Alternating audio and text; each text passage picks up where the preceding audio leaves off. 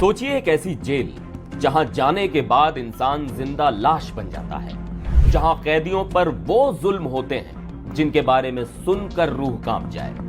Guantanamo बे नाम तो सुना होगा, और अगर नहीं सुना तो बता दें कि ये वही जेल है जहां दुनिया के सबसे खतरनाक आतंकियों को कैद किया गया था, जहां टॉर्चर का मतलब सिर्फ पिटाई नहीं बल्कि वो भयानक तकनीकें थीं जिनसे इंसान की रूह तक चीख उठे।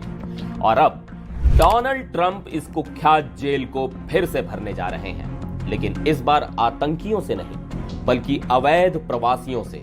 जी हां, ट्रंप का नया प्लान है अमेरिका में घुसे अवैध प्रवासियों को ग्वांतानामो बे में बंद करने का। लेकिन क्यों? क्या ट्रंप के इस फैसले से अमेरिका में अप्रवासी डर जाएंगे? और क्या यह कदम कानूनी रूप से मुमकिन है? आज हम इस पूरे मसले को डिटेल में समझेंगे।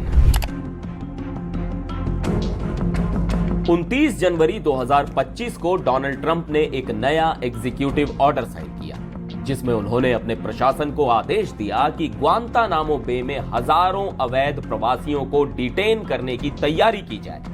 इस आदेश में साफ लिखा है कि अमेरिका में मौजूद क्रिमिनल एलियंस यानी अवैध प्रवासी अपराधियों को इस जेल में रखा जाएगा।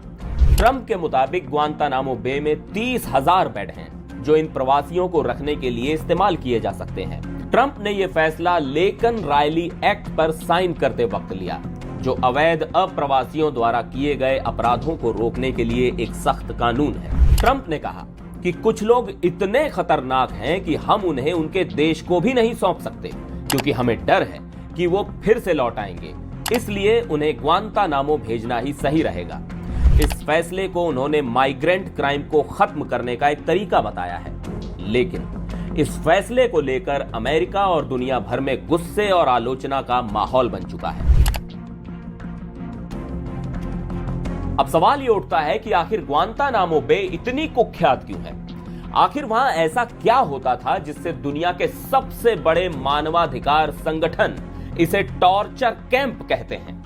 ग्वांतानामो बे अमेरिकी नौसैनिक अड्डा है जो क्यूबा में स्थित है। अमेरिका ने इसे 1898 में कब्जे में लिया था और 1903 में एक लीज एग्रीमेंट के तहत इस पर अधिकार जमा लिया था। 9/11 के हमलों के बाद 2002 में अमेरिका ने यहां एक मिलिट्री डिटेंशन सेंटर खोला, जहां आतंकियों को दुश्मन लड़ाके करार देकर कैद किया जाने लगा। यहां लाए गए कैदियों को कोई कानूनी अधिकार नहीं दिए गए, ना ही उन पर मुकदमा